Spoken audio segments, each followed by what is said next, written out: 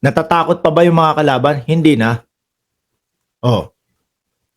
Soto, Lacson. Yan dalawa ho na yan, mga kababayan. Talagang makikita natin at ramdam natin sa kanila na ang boto nila patungkol po sa impeachment ni Inday Sara Duterte, babase po sila sa ebidensya, babase po sila sa testigo, babase po sila sa depensa ni Inday Sara Duterte. Kung baga ho, mga bossing, no po, nakabase lahat sa investigasyon. Nakabase lahat sa paglilitis yung kanilang boto. Nakabase doon sa mga ipapakitang ebidensya. Hindi yung tipong Robin Padilla, hindi pa ho nag-uumpisa yung investigasyon, hindi pa inuumpisahan yung ano tawag dito, yung paglilitis, meron na. Haharangan ko po ang impeachment. Anong pinaglalaban mo? Sabi ni ACT Philippines. Ang pinaglalaban po natin dito ay yung mga kasuled natin. Isang bagsak, suled!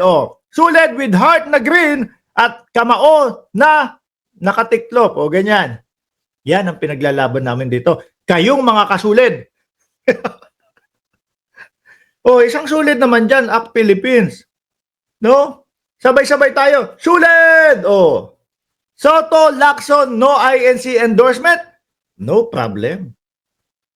Ito pong dalawa na to, mga kababayan, hindi naman po nalalaglag yan No? Soto, pasok na pasok po sa top 5 without endorsing ng Iglesia ni Cristo.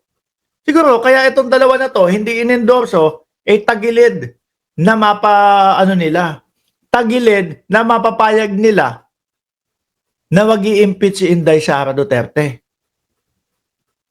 Di po ba? Kung dati-rati ho, mga bossing, yung mga politiko, endorso nyo naman po kami. Please, sige na. No, para manalo. Ngayon, hindi na. Paki namin. Hindi kami endorso. Okay lang. Dahil kami, iboboto kami ng sambayan ng Pilipino dahil doon sa plataforma namin. No? Dahil sa mga ipinapaliwanag namin.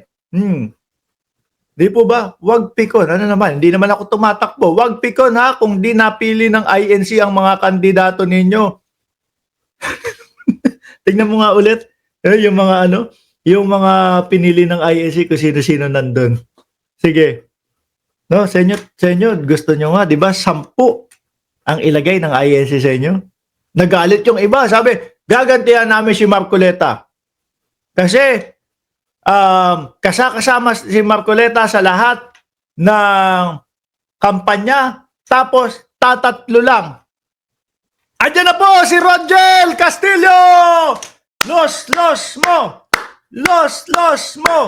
Suled! Duterte! Diyos ko lang. Nakailan na tayo? Mag-iisang oras na tayo.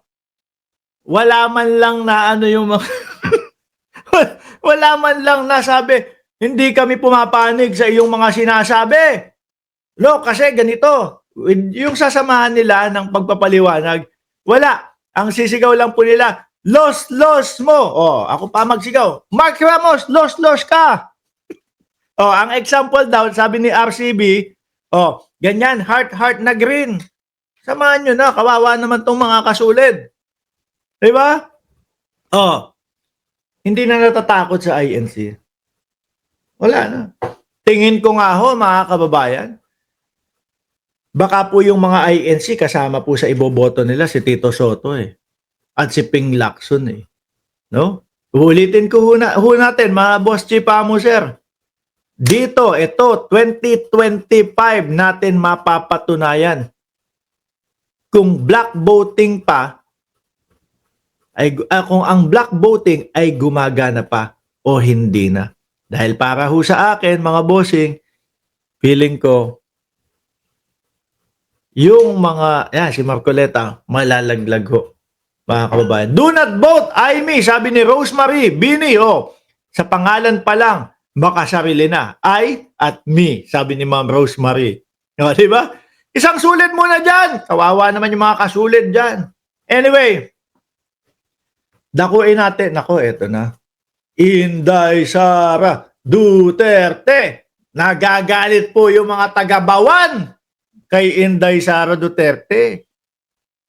Ano po? Siguro, ewan ko yung mga yung mga tawag dito, kandidato na umiimbita kay Inday Sara Duterte para umakyat sa entablado nila at suportahan sila. Kumbaga, sabi nga po nung anak ni Congressman Benny Abante, may may hugot pa. O parang yung tipong sa basketball, mga kababayan, meron pang ano ba tawag doon? Si Mark Ramos naman, naglalaro ng basketball, hindi alam. Hugot Oh. Tipong may import pa, kagaya nila Yorme. Akala nyo ba, kapag yung ganyang pangangampanya, maipapanalo kayo ng mga ganyan. Yorme, ikaw, sabi ng mga taga Maynila, panalo na sana si Yorme. Kaso inimbitahan pa si Sara. Akala ko naman mga kababayan, pagpunta ni Inday Sara Duterte doon sa distrito, na tinatakbuhan ni Benny Abante, plataforma ang ilalatag. Ito po ang plano nitong mga ito. Ito po ang plano ng kalaban ni Benny Abante. Ito po ang plataforma de gobyerno ng kalaban ni Abante. Yung pala mga kababayan, ang ipambaba na dila, ganun daw maputi yung dila ko dahil ito yung kape, iniinom ko. Iced coffee. Kahapon binili ko kasi hindi Starbucks, pero masarap. Kaya nilagay ko sa bote. Kaya ganyan yung lagay ng bote. Diba? Dumila. Yun yung pinanlaban mga kababayan. At wala na daw pong respeto. Ibig sabihin, ako si Mark Ramos, nagbablog ngayon, nilabas ko ang dila ko. Wala na akong respeto sa inyo. Napakababaw mga kababayan. Sobrang babaw mga bossing. Di ba? Ngayon, pumunta naman sa distrito ni Joel Chua. Yan po yung mga bigatin sa Congress, mga kababayan. Congressman Benny Abante, si Joel Chua. Kung pagpunta doon sa distrito ni Joel Chua, mga bossing, ano ang sigaw? Eto, apple, eto, mansanas, pakain mo kay Joel Chua hanggang mamatay siya.